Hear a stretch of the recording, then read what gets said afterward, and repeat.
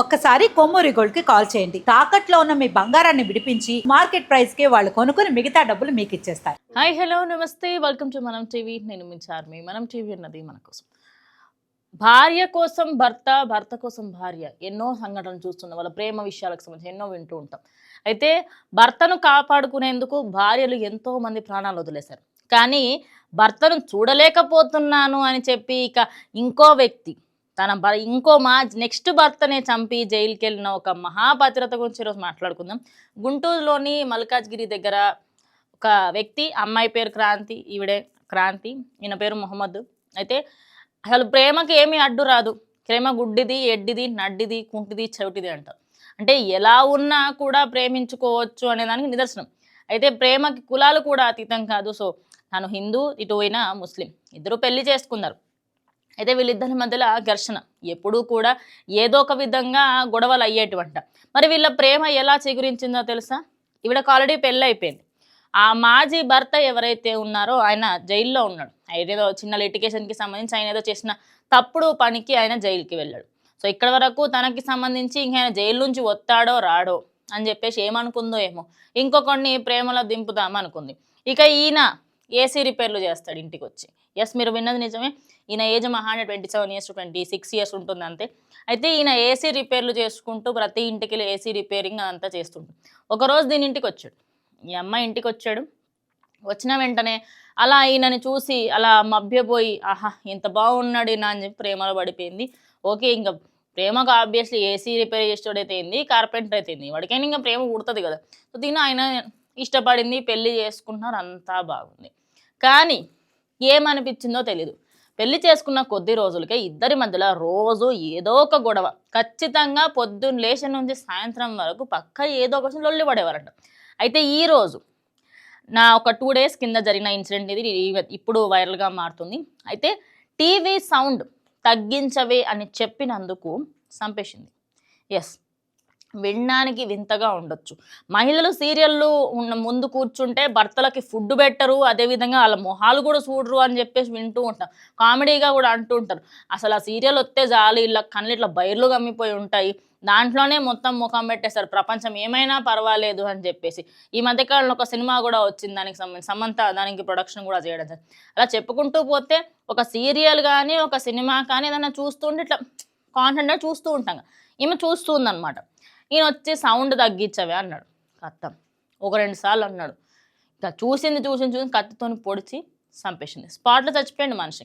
Yes, ఒక sound తగ్గించవే అని చెప్పినందుకు అటు తన భర్తని, అంటే ప్రేమించి పెళ్లి చేసుకున్న భర్త, మళ్ళీ పోనీ అరేంజ్ మ్యారేజ్ కూడా కాదు కదా, ప్రేమించి పెళ్లి చేసుకొని ఆయన ఆయన తెలిసినా కూడా ఆయన్ని ప్రేమించి పెళ్లి చేసుకొని ఇన్ని రోజుల పాటు బాగుండి దాని తర్వాత సడన్గా గొడవలు పెట్టుకొని టీవీ సౌండ్ విషయం దగ్గర చంపేసింది.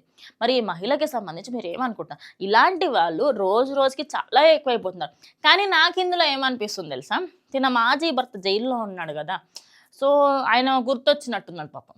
ఎస్, ఇప్పుడు ఈ మధ్య కాలంలో మాజీ భర్తలు గుర్తొచ్చి వాళ్ళ దగ్గరికి వెళ్ళిపోవడాలు, వాళ్ళని చంపేయడానికి చూడాలి చాలామంది చేస్తూ ఉన్నారు కదా. సో సేమ్ ఈమె కూడా అదే ట్రై చేద్దాం అనుకున్నట్టుంది. దాని గురించి కూడా చెప్తా. సో ఈమె ఏంటంటే తన మాజీ భర్త జైల్లో ఉన్నాడు కదా, ఆయన కలవాలనిపించిందేమో, లేకపోతే ఆయనతోనే సంసారం చేయాలనిపించింది, నచ్చలేదేమో, ఏమైనా రీజన్ అయ్యిందొచ్చు. నాకు ఇప్పుడు ఈ స్టోరీ మొత్తం విన్న తర్వాత నాకు అదే అనిపించింది, ఆయన దగ్గరికి వెళ్ళాలనుకోనే ఈయనను చంపిందేమో. సో ఇప్పుడు అది కూడా తను కూడా అదే జైలుకి అయితే వెళ్ళడం జరిగింది, తన భర్త ఉన్న జైలుకి. సో ఇద్దరు అక్కడ మళ్ళీ వాళ్ళ ఇంకో ప్రేమ, పాత ప్రేమ ఫస్ట్లో మళ్ళీ చిగురించబోతుందని కూడా తెలిసి వస్తుంది. సో ఈ మనిషికి సంబంధించి మీరు డే టు డే లైఫ్లో చూస్తారు కదా, అసలు ఒక వ్యక్తి ఎవరైనా సరే ప్రేమించి పెళ్లి చేసుకున్నా ఎలా ఉన్నా కూడా టీవీ సౌండ్ తగ్గించలేదని, అదేవిధంగా ఏదో ఒక విషయానికి సంబంధించి చిన్న చిన్న విషయాలలో గొడవ పడడం వేరు, కొట్టుకోవడం వేరు, తిట్టుకోవడం వేరు, చంపుకోవడం ఏంది. అంటే ఒక టీవీ విషయం అనే కాదు, ఇందులో చాలా కోణాలు ఉన్నాయి. ఈ వ్యక్తికి సంబంధించి ఆయన ఏజ్ 26 or 27 ఉంటుంది. ఈ మహానుభావురాలు ఒక 33 సంవత్సరాలు పక్కా ఉంటుంది, నో డౌట్. అందులో ఖచ్చితంగా ఈమె ఏజ్డ్ లానే కనిపిస్తూ ఉంది. మరి వీళ్ళిద్దరికీ సంబంధించి ఫస్ట్ భర్తకి మీద ప్రేమ చచ్చిపోయి ఇంకొక ఆయనని పెళ్లి చేసుకొని దాని తర్వాత గొడవలు ఎక్కువ అవుతూ ఉండడము, దాని తర్వాత టీవీ సౌండ్ విషయంలో గొడవ అయ్యి ఆయనని చంపేసి ప్రజెంట్ జైల్లో ఊచలు లెక్క పెడుతుంది అనమాట. సో ఈ ప్రేమకి ఏం అంటే ఒక టైటిల్ చెప్పండి, ఖచ్చితంగా అదే టైటిల్ పెట్టుకుందాం. ఈ ప్రేమకి ఏం టైటిల్ పెడదామంటారు? ఎందుకంటే ఇలాంటి వాళ్ళు డే బై డే ఎక్కువ అవుతూ పోతున్నారు. మరి వీళ్ళు ఎక్కువ అవుతూ పోతున్నా కొద్దీ సమాజంలో ఏం మెసేజ్ ఇద్దాం అనుకుంటున్నారు? అంటే మీకంటే తక్కువ వయసు వాళ్ళని పెళ్లి చేసుకున్నా ఇదే, ఎక్కువ వయసు వాళ్ళని పెళ్లి చేసుకున్న అంటే పెళ్లి చేసుకుంటేనే at the end of the day చంపేస్తారు, చచ్చిపోతారు అన్నట్టుగానే వస్తుంది. సో ఓవరాల్గా నేనైతే దీనికి ఒక టైటిల్ అనుకున్నానమాట నార్మల్గా. సో మొదటి ప్రేమ కోసం ఇక మరో ప్రియుడిని చంపిన పతివ్రత అని. సో మీరేమనుకుని ఇంకా ఏమైనా వింత టైటిల్స్ ఈ ప్రేమకి వీళ్ళిద్దరి ప్రేమ గాథకి మీరేమైనా అనుకుంటున్నారా? మనం టీవీ వేదిక ఖచ్చితంగా కమెంట్ చేయండి. సో ఈ ఇన్సిడెంట్ గురించి మీరు ఏమనుకుంటున్నారు? ఇలాంటి వాళ్ళకి ఎలాంటి శిక్ష పడాలి? సో రేపటి రోజు గవర్నమెంట్స్ కానీ లేకపోతే ఇలా సెకండ్ మ్యారేజెస్కి సంబంధించి కోర్టులు ఏమైనా యాక్షన్ తీసుకోవాలనుకుంటున్నారా? ఖచ్చితంగా కమెంట్ చేయండి. సో ఈ వీడియోకి సంబంధించి ఇలా టీవీ విషయంలో చిన్న చిన్న విషయాలలో గొడవ పడి భర్తల్ని చంపుతున్న మహిళలు, అదేవిధంగా భార్యలకి సంబంధించి చిన్న చిన్న విషయాలలో భార్యల్ని చంపుతున్న భర్తల గురించి మీరేమనుకుంటున్నా ఖచ్చితంగా కమెంట్ చేయండి. ఇది వాళ్ళ వీడియో. ఇంకో వీడియోతో మళ్ళీ కలుస్తాం. స్టే ట్యూన్ టు మనం టీవీ.